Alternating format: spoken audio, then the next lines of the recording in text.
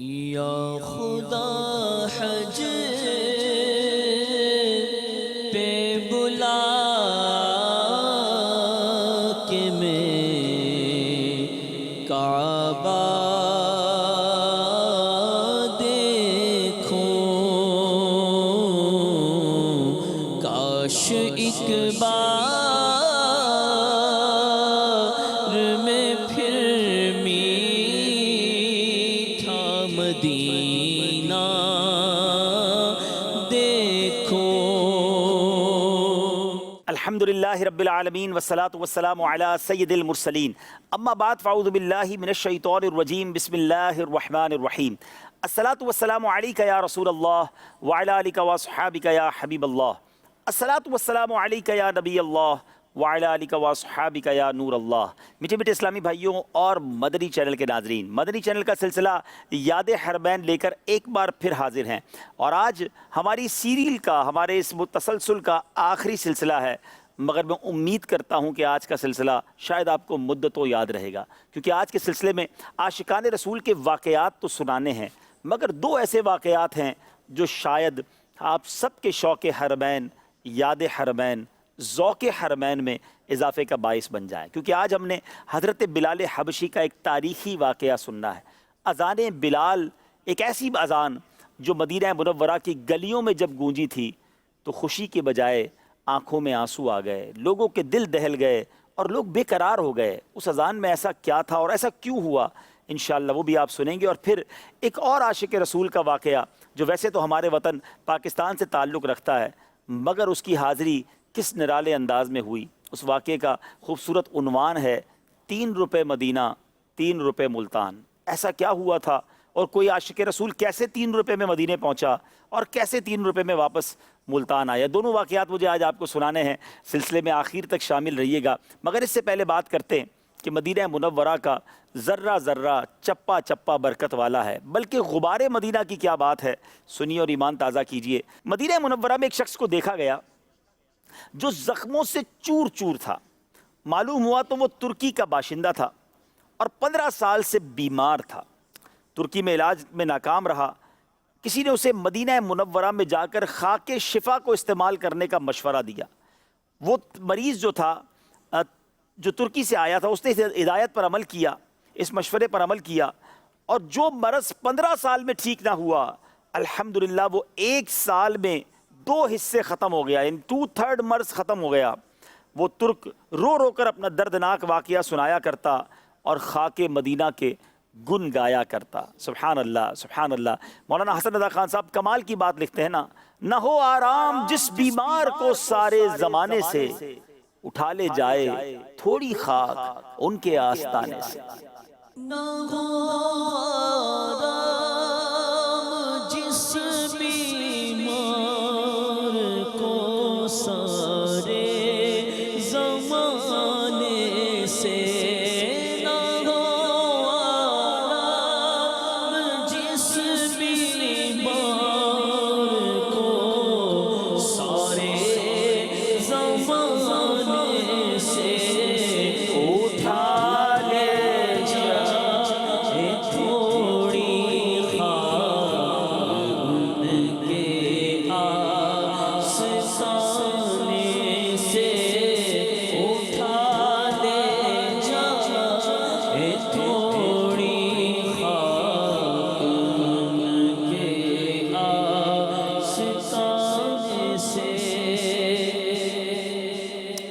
سبحان اللہ۔ اور یہ بات ویسے ہی نہیں ہے کہ مدینے کی خاک میں شفا ہے، کسی نے کہہ دی یا کسی نے بات بنا لی، نہیں جناب، خود رسول پاک صلی اللہ تعالیٰ علیہ وسلم نے خاک مدینہ میں کیسی شفا ہے یہ نبی پاک نے بیان کیا ہے۔ سنیے حدیث پاک، پیارے آقا علیہ الصلوۃ والسلام فرماتے ہیں غبار المدینۃ شفاء من الجذام۔ آقا فرماتے ہیں کہ خاک مدینہ میں جذام سے شفا ہے، یہ جذام جو مرض ہے اس سے شفا ہے۔ حضرت علامہ قسطلانی قدس سرہ النورانی فرماتے ہیں مدینہ منورہ کی ایک خصوصیت یہ بھی ہے کہ اس کی مبارک خاک کوڑ اور سفید داغ کی بیماریوں بلکہ ہر بیماری سے اس میں شفا ہے۔ سبحان اللہ۔ ایک اور حدیث پاک سنیے، سرور کائنات علیہ الصلوۃ والسلام فرماتے ہیں غبار المدینتی یبرئ الجذام، آقا فرماتے ہیں خاک مدینہ جذام کو اچھا کر دیتی ہے۔ ایک اور حدیث سنیے، نبی پاک فرماتے ہیں والذی نفسی بیدہ ان فی غبارہا شفاء من کل داء، آقا فرماتے ہیں اس ذات کی قسم جس کے قبضہ قدرت میں میری جان ہے، بے شک خاک مدینہ ہر بیماری کی شفا ہے۔ اللہ اکبر، ذرا غور کیجئے، جس شہر کے غبار میں شفا ہو، اس کی ہواؤں کا، اس کے پھلوں کا، اس کی خوراک کا، ان کی فضاؤں کا کیا عالم ہوگا۔ اللہ اکبر۔ میٹھے اسلامی بھائیوں، کمال کا شہر ہے شہر مدینہ، پھر کیوں نہ امیر اہل سنت فرمائیں اے خاک مدینہ تیرا کہنا کیا ہے، تجھے قرب شاہ مدینہ ملا ہے۔ اے خاک مدینہ تیرا کہنا کیا ہے، اے خاک مدینہ تیرا کہنا کیا ہے، اے خاک مدینہ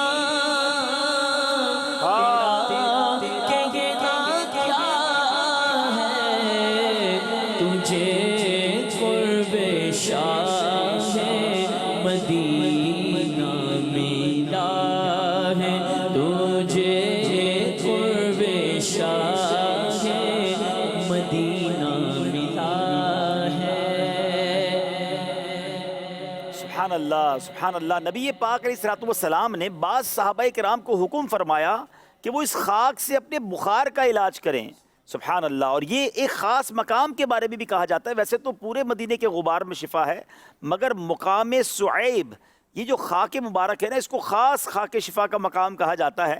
حضرت سیدنا شیخ مجد الدین فیروز آبادی رحمۃ اللہ تعالی علیہ فرماتے ہیں میرا غلام سال بھر سے بخار میں مبتلا تھا، میں نے مقام سعیب یعنی خاک شفا سے خاک مدینہ لی، پانی میں اس کی تھوڑی سی مقدار گھول کر اسے پلائی، 1 سال کا بخار تھا، اسی دن شفا یاب ہو گیا۔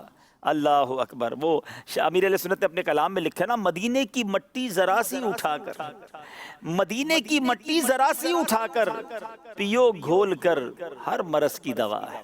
مدینے کی مٹی ذرا سی اٹھا کر، مدینے کی مٹی ذرا سی اٹھا کر پیو گھول کر، ہر مرض کی دوا ہے، اے خاک مدینہ تیرا کہنا کیا ہے۔ بات ساری عشق کی ہے ناظرین، یقین کریں یہ ساری باتیں جو ہے نا نبی پاک سے محبت کی ہیں۔ اس خاک سے کیوں پیار ہے؟ یہ خاک کو قرب مصطفیٰ ملا ہے، اس خاک پر نبی پاک نے اپنے قدم رکھے ہیں، یہ پیارے آقا کے قدموں سے لگی ہوئی خاک ہے۔ سبحان اللہ۔ اور کیا خوبصورت بات اور عشق والی بات لکھتے ہیں نا، تیری کفش پایوں سوارا کروں میں۔ آقا آپ کے قدموں سے لگی ہوئی جو خاک ہے نا، اب ذرا یہ بات عشق والی دیکھیے، انداز بیاں دیکھیے۔ نارملی مٹی کو لوگ جھاڑو لگاتے ہیں نا صاف کرنے کے لیے، اب کفش پا ہو تو اس کو صاف تو نہیں کیا جائے گا، وہ تو ویسے ہی صاف ہے، بلکہ نورانی ہے۔ آقا کے قدموں سے اگر وہ خاک لگ جائے تو سیدی اعلیٰ حضرت کہتے ہیں نا، ذرے جھڑ کر تیری پیزاروں کے تاجے سر بنتے ہیں سیاروں کے۔ اب مفتی اعظم ہند بھی اعلیٰ حضرت ہی کے خاندان سے ہے نا، کیا پیاری بات لکھتے ہیں حضور، تیری کفش پایوں سوارا کروں میں، صاف نہیں کرنی ہے، سوارنی ہے۔ تیری کفش پایوں سوارا کروں میں، کہ پلکوں سے اس کو بہارا کروں میں۔ بہارا کہتے ہیں جھاڑو لگانے کو حضور، اب جھاڑو سے نہیں، اپنی پلکوں سے اس کو بہارا کروں۔ اللہ اکبر، کیا انداز ہے بزرگوں کا۔ اس خاک سے محبت کا عالم اگر ہمیں عاشقان رسول سے سیکھنے کو ملتا ہے تو کبھی کبھی واقعی خیال آتا ہے کہ کس طرح پاؤں رکھے وہاں صاحب بصیرت، آنکھیں بچھی ہوئی ہیں، ہر جا تیری گلی میں۔ اللہ اکبر۔ اللہ پاک مدینے کے ذرے ذرے کا ادب نصیب فرمائے، خاک مدینہ کی برکتیں بھی ہمیں نصیب فرمائے۔ اور واقعی عاشق رسول کا میں امیر اہل سنت کا ایک انداز آپ کو بتا دیتا ہوں۔ الحمدللہ پچھلے سال جب مدینہ پاک کی 2018 میں حاضری ہوئی تھی تو میں نے دیکھا تھا کہ آپ جب پہلی حاضری کو روضہ رسول پر جا رہے تھے تو آپ نے ایک سلائی اپنی جیب سے نکالی اور مدینے کی خاک میں اس سلائی کو ڈالا اور اپنی آنکھوں پہ اس کو سرمے کے طور پر لگایا۔ اب یہ عشق کی باتیں ہیں، کسی کے ذہن میں آ سکتا ہے جناب یہ کون سی کتاب میں لکھا ہے، یہ کہاں سے مسئلہ آ گیا، صحابہ کرام نے تو نہیں کیا۔ میں نے کل حضرت امام مالک کے واقعات آپ کو پچھلے سلسلے میں سنائے تھے۔ وہ مدینے میں ننگے پیر رہتے تھے، وہ مدینے میں رفع حاجت نہیں کرتے تھے، وہ مدینے میں گھوڑوں پر سواری نہیں کرتے تھے۔ یہ کون سی کتاب میں لکھا ہے؟ یہ کس صحابی نے کیا ہے؟ کروڑوں مالکیوں کے پیشوا ہیں۔ پچھلے سلسلے میں نے یہ شعر بار بار سنا کر بات سمجھانے کی کوشش کی تھی کہ نہ کسی کے رقص پہ طنز کر، نہ کسی کے رقص پہ طنز کر، نہ کسی کے غم کا مذاق اڑا، جسے چاہیں جیسے نواز دیں، یہ مزاج عشق رسول ہے۔ عشق کی بات ہے، کوئی اپنے انداز میں اپنے یار کو مناتا ہے۔ تو بہرحال مجھے تو مفتی اعظم ہند مصطفیٰ رضا خان صاحب کا وہ شعر یاد آ رہا ہے، عارف بھائی ہمیں طرز میں بھی سنائیں گے کہ عجب نہیں کہ لکھا لوح کا نظر آئے، آقا کے قدموں کا غبار اگر آنکھوں میں لگ جائے تو اس کی نورانیت کا عالم یہ ہو سکتا ہے کہ عجب نہیں کہ لکھا لوح کا نظر آئے، جو کفش پا کا لگاؤں غبار آنکھوں میں۔ عجب نہیں کہ لکھا لوح کا نظر آئے، عجب نہیں کہ لکھا لوح کا نظر آئے، جو کفش پا کا لگاؤں غبار آنکھوں میں، جو کفش پا کا لگاؤں غبار آنکھوں میں۔ شاید ابھی بھی بہت ساروں کو یہ بات سمجھ نہ آئی ہو کہ مدینے کی مٹی آنکھوں میں لگانی ہے۔ مولانا حسن رضا خان صاحب کا شعر ذرا سنتے ہیں، وہ مسئلے کو اور حل کر دیتے ہیں کہ آپ کی ہماری اوقات کوئی نہیں ہے۔ آپ فرماتے ہیں ملائک لگاتے ہیں آنکھوں میں اپنی، شب و روز خاک مزار مدینہ، یعنی فرشتوں کی یہ تمنا ہوتی ہے کہ یہ آنکھوں میں ہم یہ جو ہے وہ مدینے کی خاک اور آقا کے قدموں سے لگی ہوئی خاک کو لگائیں۔ سبحان اللہ۔ تو بہرحال عشق بھری باتیں ہیں، اور جو میں کہہ رہا تھا نا کہ ہر عاشق کا ایک اپنا انداز ہوتا ہے اور اس کا ایک اپنی فیلنگز ہوتی ہیں۔ اس واقعے سے ذرا اور بات کو سمجھیے گا کہ کسی نے محمود غزنوی کو نبی پاک علیہ الصلوۃ والسلام کے دربار میں یعنی مسجد نبوی شریف میں دیکھا کہ وہ فقیرانہ لباس میں کندھے پر مشکیزہ اٹھائے زائرین حرم کو پانی پلا رہے ہیں۔ تو اس دیکھنے والے نے پوچھا کہ آپ غزنی کے شہنشاہ محمود غزنوی نہیں؟ تو آپ نے کہا ہاں میں ہوں۔ تو کہا آپ نے یہ کیا حال بنا رکھا ہے؟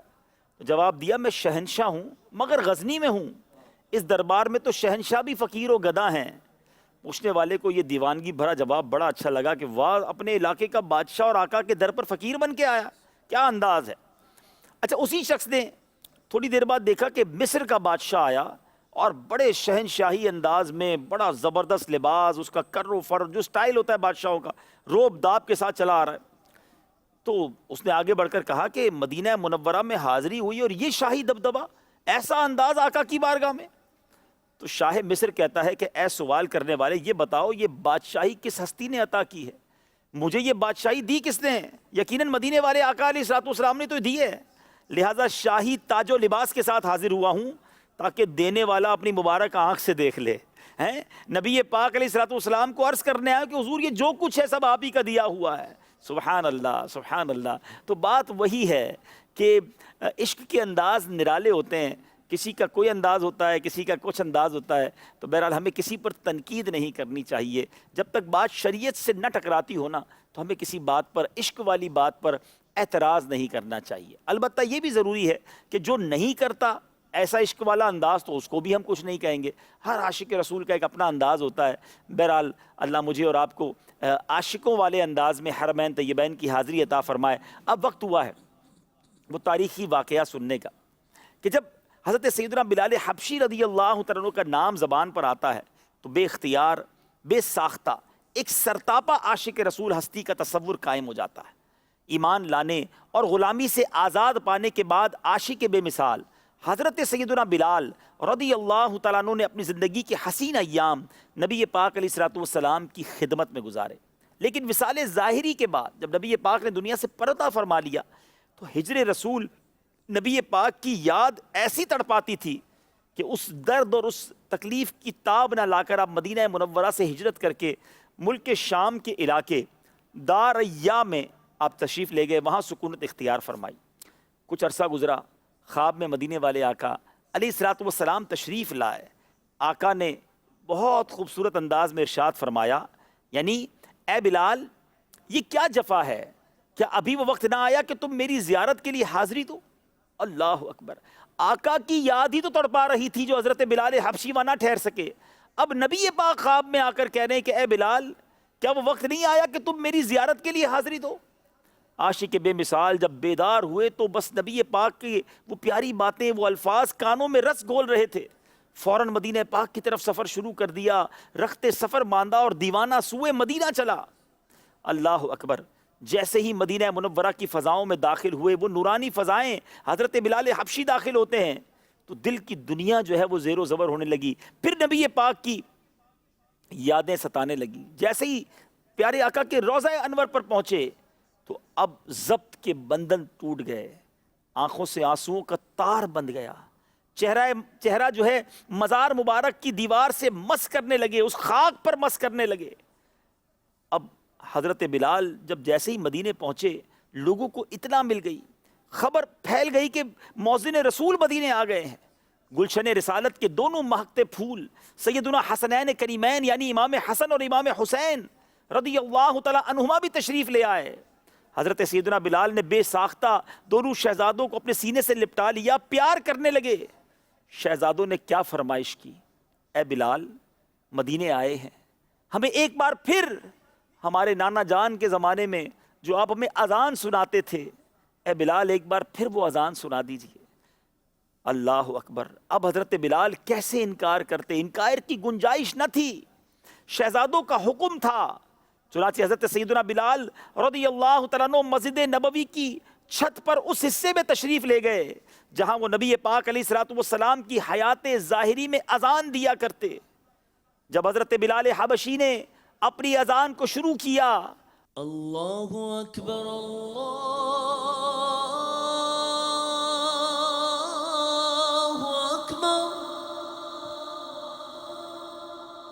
اللہ اکبر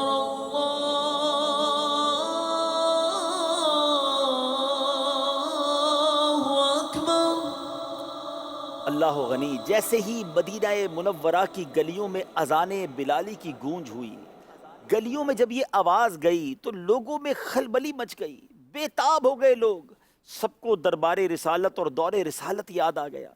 لوگ اپنے گھروں سے باہر نکلنے لگے اور بچے اپنے ماں باپ سے پوچھنے لگے کہ ابی جان حضرت بلال حبشی آ گئے ہیں، ہمارے آقا کب تشریف لائیں گے؟ اذان جیسے جیسے آگے بڑھتی گئی، مدینہ منورہ کی فضائیں تبدیل ہوتی چلی گئیں۔ حضرت بلال حبشی اب پکارتے ہیں، اشہد ان لا الہ الا اللہ، اشہد ان لا الہ الا اللہ،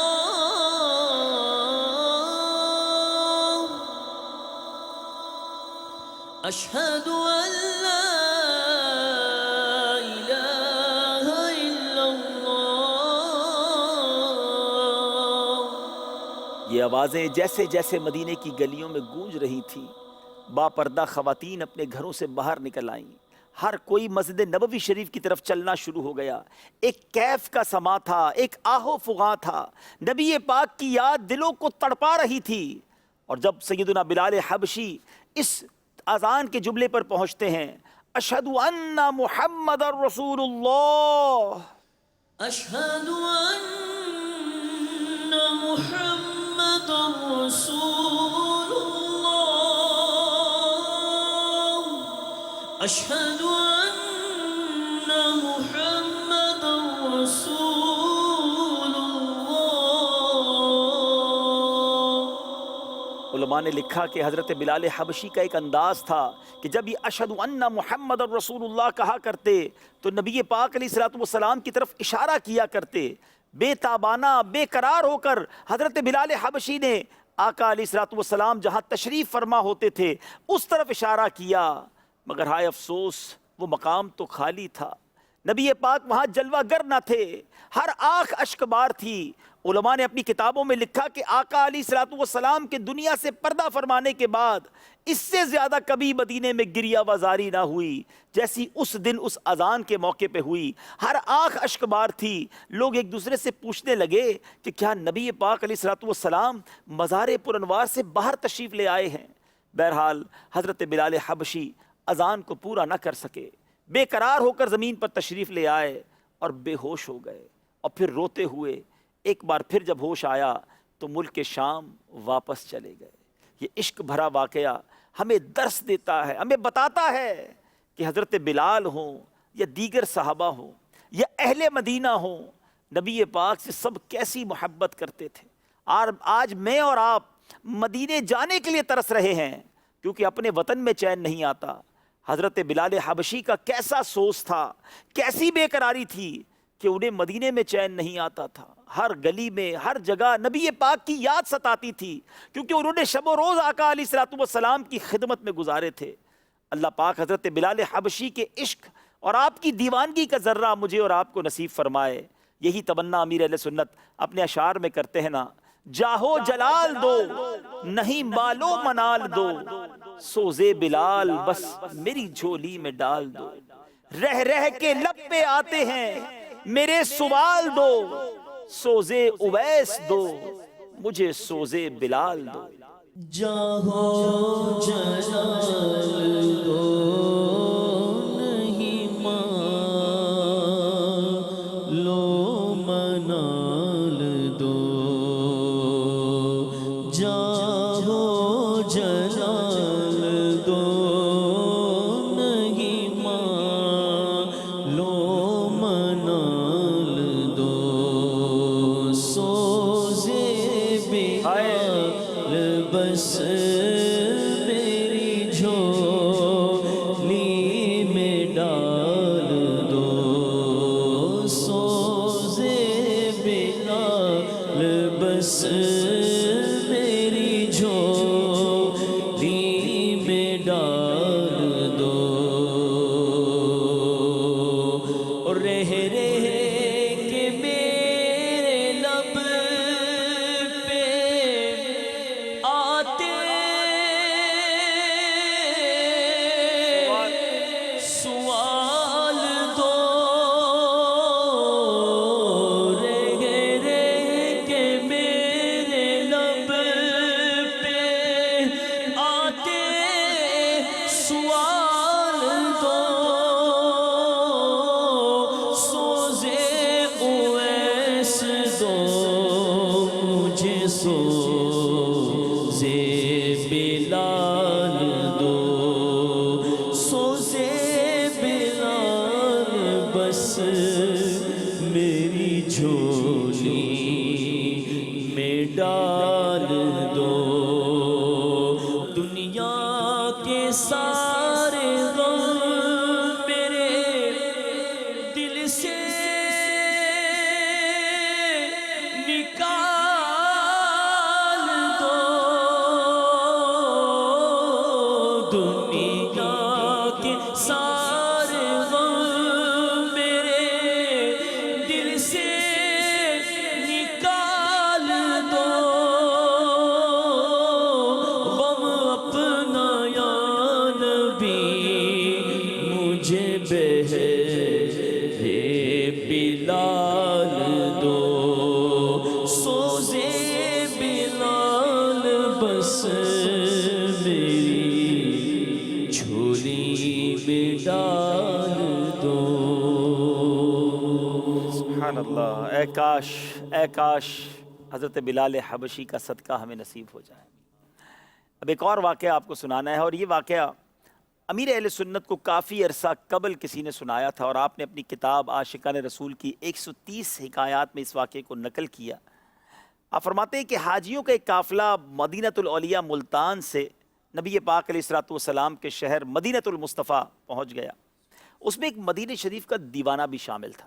حج بیت اللہ اور حاضری مدینہ منورہ سے فارغ ہو کر جب یہ قافلہ واپس مدینہ منورہ پہنچا تو ایک حاجی جو اسی قافلے میں شامل تھا، اس نے اس دیوانے کو چھیڑنے کی نیت سے، مذاق جو آج لوگ کہتے ہیں نا، مذاق کی نیت سے کہا کہ کیا تجھے بارگاہ رسالت سے کوئی سند عطا ہوئی، کوئی سرٹیفکیٹ تمہیں ملا؟ وہ بولا نہیں، مجھے تو کوئی سرٹیفکیٹ، کوئی سند نہیں ملی۔ تو حاجی نے اپنے ہی ہاتھوں سے لکھی ہوئی ایک چٹھی اس دیوانے کو دکھاتے ہوئے کہا کہ دیکھو مجھے روضہ انور سے یہ چٹھی ملی ہے، یہ سند ملی ہے۔ چٹھی میں لکھا ہوا تھا کہ تیری مغفرت کر دی گئی ہے۔ اس شخص نے یہ مذاق کیا تھا، واقعی یہ بڑا جرت مندانہ اور عجیب و غریب بات تھی، نہ کرنے والی بات تھی۔ اپنے ہاتھ سے چٹھی لکھ کر کیسے کوئی کہہ سکتا ہے کہ مجھے نبی پاک کے روضے سے ملی ہے؟ مگر یہاں تو مذاق تھا، مگر دوسری طرف عاشق رسول کے دل کے تار اس نے چھیڑ دیے۔ وہ واقعی دیوانہ مدینہ تھا، واقعی عاشق رسول تھا۔ وہ پرچی پڑھ کر وہ دیوانہ ملتان میں ہی رونے لگ گیا اور بار بار یہ کہنے لگا کہ حضور مجھے آپ نے سند عطا نہیں فرمائی، اب جب تک میں نبی پاک سے سند نہیں لوں گا میں اس وقت تک چین سے نہیں بیٹھوں گا۔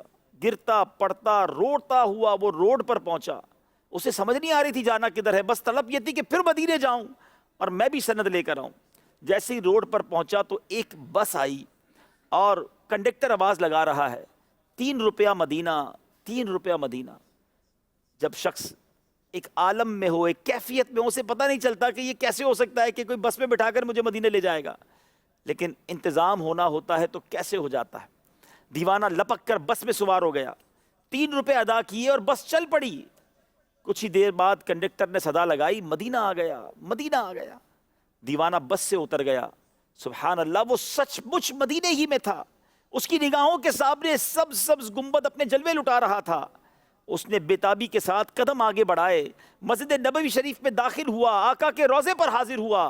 اس کے سینے میں تھما ہوا اشکوں کا طوفان آنکھوں کے راستے امڑنے لگا۔ عرض سلام کے بعد اس نے نبی پاک سے عرض کی کہ حضور آپ نے اس حاجی کو تو سند عطا فرمائی، اسے تو اپنے یہاں سے آپ نے کہا جائے کہ ایک سرٹیفکیٹ دیا مغفرت کا، حضور مجھے بھی عطا کیجئے، میں خالی ہاتھ نہیں لوٹوں گا۔ اللہ اکبر، وہ آنسو بہاتا رہا، عرض کرتا رہا۔ اوپر سے ایک پرچہ اس کے سینے پر گرا۔ جب اس پرچے کو اس نے دیکھا تو اس پہ یہی لکھا تھا کہ تیری مغفرت کر دی گئی ہے۔ دیوانہ خوشی خوشی باہر نکلا۔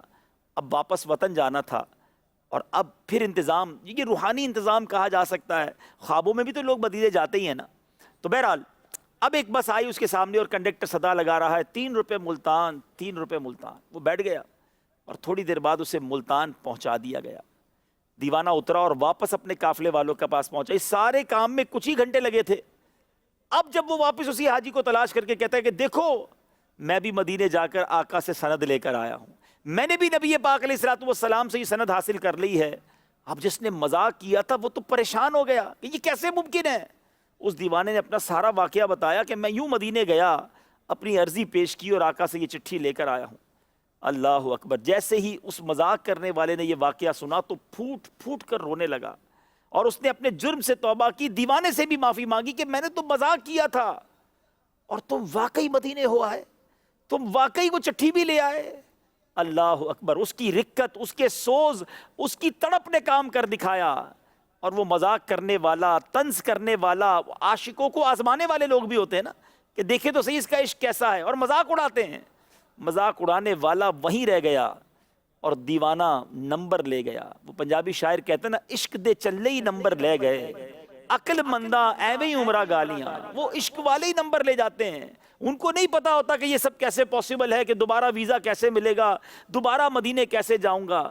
کچھ روحانی راستے بھی ہیں، یہ میں نے پہلے بھی سلسلوں میں کہا تھا، مدینہ ویسے بھی رازوں کی سرزمین ہے۔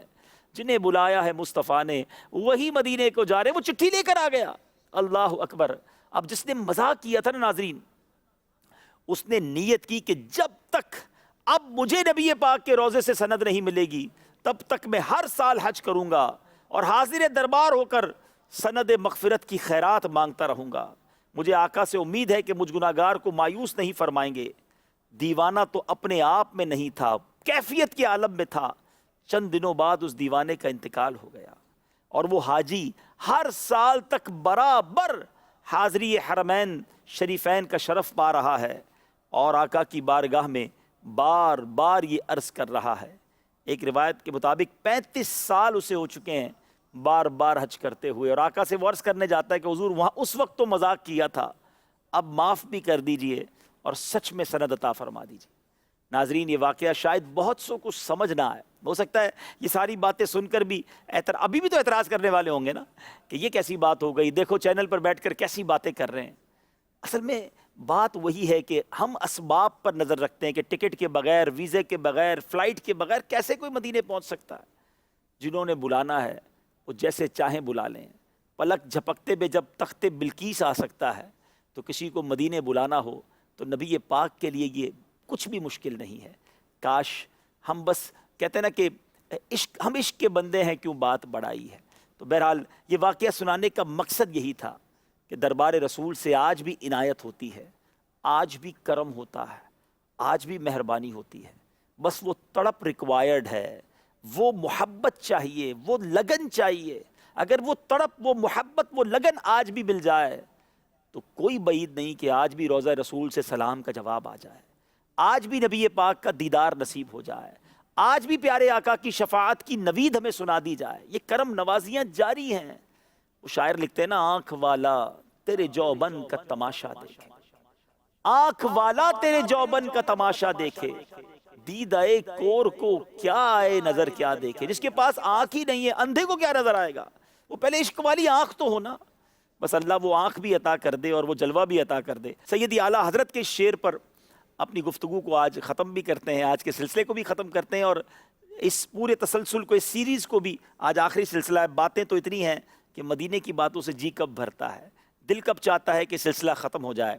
لیکن انشاءاللہ پھر کسی سلسلے میں, بلکہ سچی بات تو یہ ہے کہ مدنی چینل کا کون سا دن ہوتا ہے جس دن ذکر مدینہ نہیں ہوتا. مدنی چینل وہ کمال کا چینل ہے جو ہمیں عشق مدینہ, ذکر مدینہ, یاد مدینہ گھول کر پلاتا ہے. سیدی اعلیٰ حضرت لکھتے ہیں نا, آپ فرماتے ہیں کہ آپ نبی پاک علیہ السلام کی بارگاہ میں بڑی پیاری التجا کرتے ہیں کہ حضور ہمارے پاس تو آنکھ بھی نہیں ہے, اور آنکھ ہے تو اس میں نور بھی نہیں ہے, ہم کیسے آپ کا جلوہ دیکھیں گے. حضور آپ ہی آنکھ عطا کیجئے, آنکھ عطا کیجئے, اس میں ضیا دیجئے, جلوہ قریب آ گیا تم پہ کروڑوں دو. آنکھ عطا کیجئے, اس میں ضیا دیجئے, آنکھ عطا کیجئے, اس میں ضیا دیجئے, آنکھ عطا کیجئے, اس میں ضیا دیجئے, ہاں اس میں ضیا دیجئے, ہاں اس میں ضیا دیجئے. جلوہ قریب آ گیا تم پہ کروڑوں درود, جلوہ قریب آ گیا تم پہ کروڑوں درود. حضور آپ کریم ہیں, ہم نے خطا میں نہ کی اور تم نے عطا میں نہ کی, کوئی کمی سرورا تم پہ کروڑوں درود. آقا دل کرو ٹھنڈا میرا, وہ کفے پا چاند سا, سینے پہ رکھ دو ذرا تم پہ کروڑوں درود. آپ کے سوا کون ہے حضور ہمارا, کر کے تمہارے گناہ مانگے تمہاری پناہ, اور تم کہو دامن میں آ تم پہ کروڑوں درود. کر کے تمہارے گناہ مانگے تمہاری پناہ, کر کے تمہارے گناہ مانگے تمہاری پناہ, کر کے تمہارے گناہ مانگے تمہاری پناہ, مانگے تمہاری پناہ. تم کہو دامن میں آ تم پہ کروڑوں درود, تم کہو دامن میں آ تم پہ کروڑوں درود. اپنے خطا وار کو اپنے ہی دامن میں لو, اپنے خطا وار کو اپنے ہی دامن میں لو, اپنے خطا وار کو اپنے ہی دامن میں لو, ہاں اپنے ہی دامن میں لو. کون کرے یہ بھلا تم پہ کروڑوں درود, کون کرے یہ بھلا تم پہ کروڑوں درود. مدینے جا رہے ہیں، یہ زندگی میں جب بھی مدینے جانے کا موقع ملے نا تو اب یہ تڑپ لے کر، یہ سوچ لے کر، اور یہ جس کو کہتے ہیں نا رٹ لگانی ہے کہ حضور نارے دوزخ سے رہائی کا ملے پروانہ، ایک بھکاری ہے کھڑا آپ کے دربار کے پاس، آقا سے پروانہ لے کر آنا ہے، مغفرت لے کر آنا ہے، شفاعت کی خیرات لے کر آنا ہے۔ اور اگر یہ سیدی اعلیٰ حضرت کہتے ہیں رضا اگر وہ چاہیں تو اب دل نے یہ ٹھانی ہے، دل میں ٹھان کر جائیں گے نا اور سچی تڑپ لے کر جائیں گے تو انشاءاللہ اس در سے خالی نہیں لوٹائے جائیں گے انشاءاللہ۔ نارے دوزخ سے رہائی کا ملے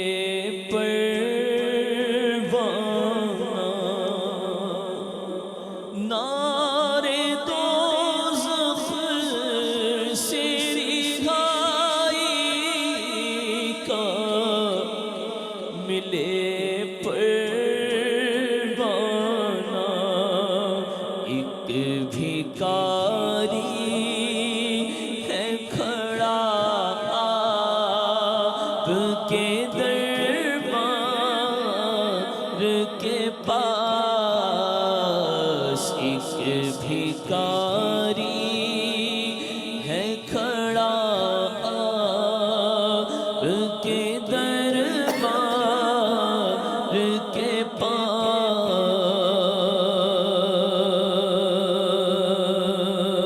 قبروں میں محشر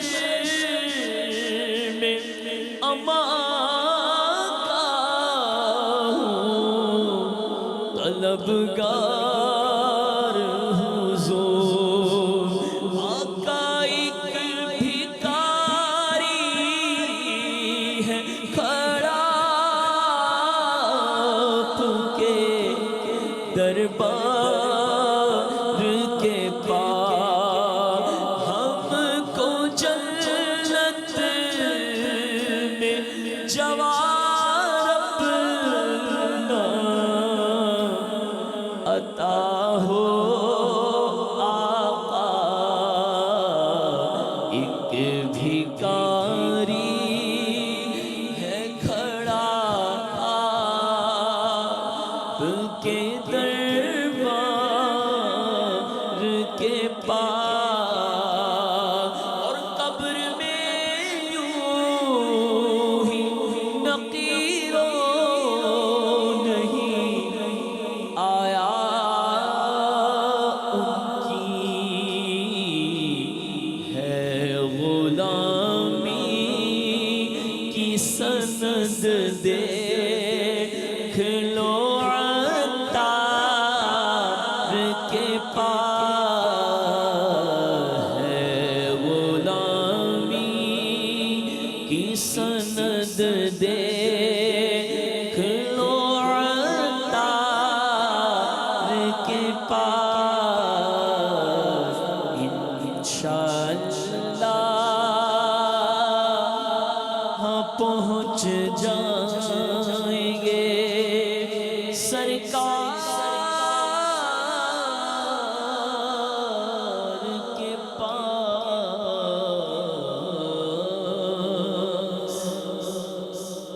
پچھلے کئی سلسلوں سے ہم عاشقان رسول کے حاضری مدینہ کے واقعات سن رہے ہیں، اور یقین کریں جیسے جیسے ان واقعات کو سن رہے ہیں نا تو اپنے آپ پر شرم آتی ہے، خدا کی قسم شرم آتی ہے مجھ کو، خدا کی قسم شرم آتی ہے مجھ کو، کہاں وہ مدینہ کہاں میں کمینہ۔ کبھی کبھی تو یہ خیال آتا ہے کہ ہماری تو اوقات ہی نہیں ہے، ہم قابل ہی نہیں ہیں، ہم کیسے جا رہے ہیں، لیکن بس پھر دل کو یہ بھی ڈھارس ملتی ہے کہ آقا کے در پر نہیں جائیں گے تو غلام اور کدھر جائے گا، جہاں وہ اپنے عاشقان رسول اپنے مقبول بندوں پر کرم فرمائیں گے وہاں ہم گناہ گاروں کو بھی نبھائیں گے، فقیر بن کر، عاجز بن کر، غلام بن کر جائیے گا۔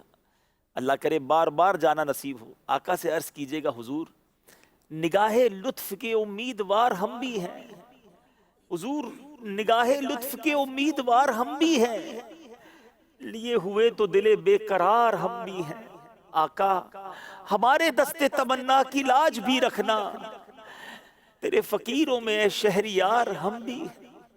کیفیت عاجزی والی ہوئی، انکساری والی ہوئی، بھکاری والی ہوئی، خالی نہیں لوٹاتے، وہ ضرور کرم کریں گے، ضرور مہربانی کریں گے، ضرور جھولی بھریں گے۔ یہ دربار رسالت ہے، یہاں اپنوں کا کیا کہنا، یہاں سے ہاتھ خالی غیر بھی جایا نہیں کرتے، آقا ضرور جھولی بھر کر بھیجیں گے۔ اے کاش مقبول حاضری نصیب ہو اور جھولی بھر کر مدینے کی خیرات لینا بھی نصیب ہو۔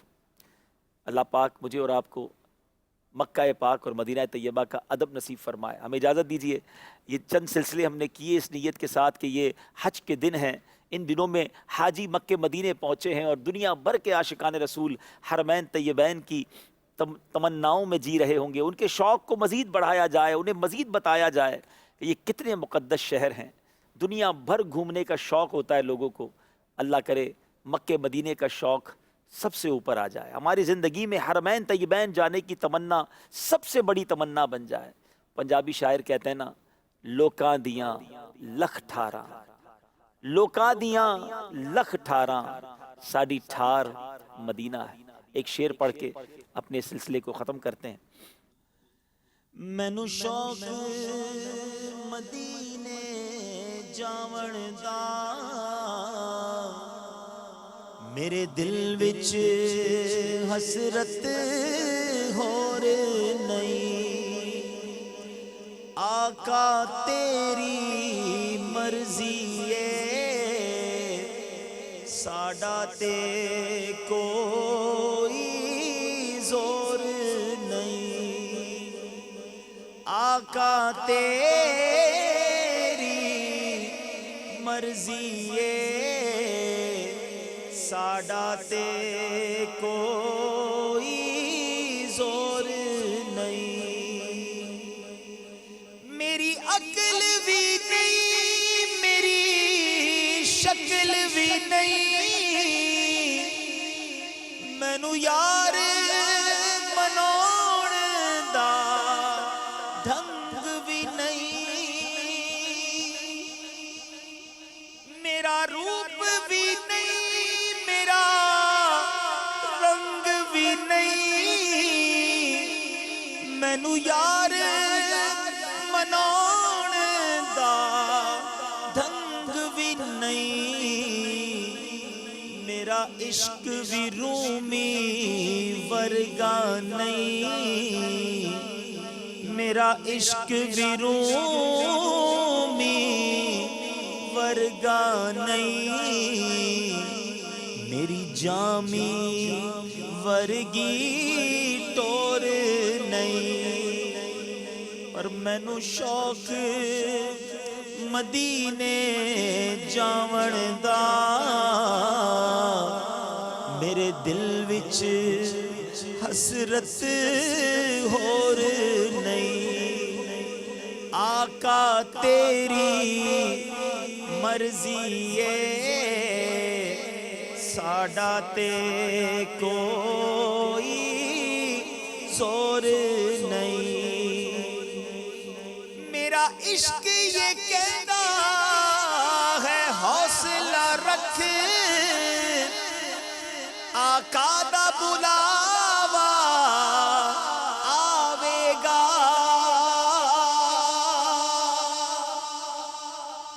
میرا عشق یہ کہتا ہے حوصلہ رکھ، آقا دی زیارت ہووے گی، پر کی کریے بے صبری دا، پر کی کریے بے صبری دا،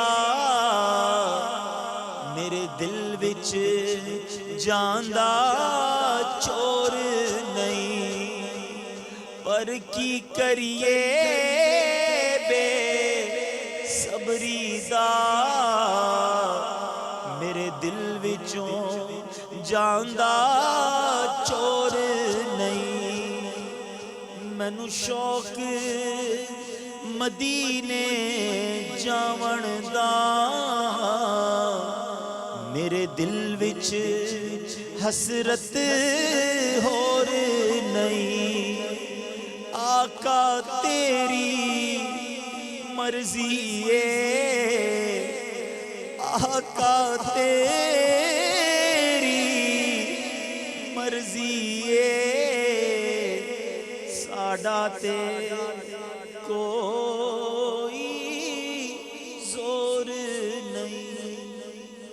یا خدا حج پہ بلا کے میں کعبہ دیکھوں، کاش ایک بار میں پھر میٹھا مدینہ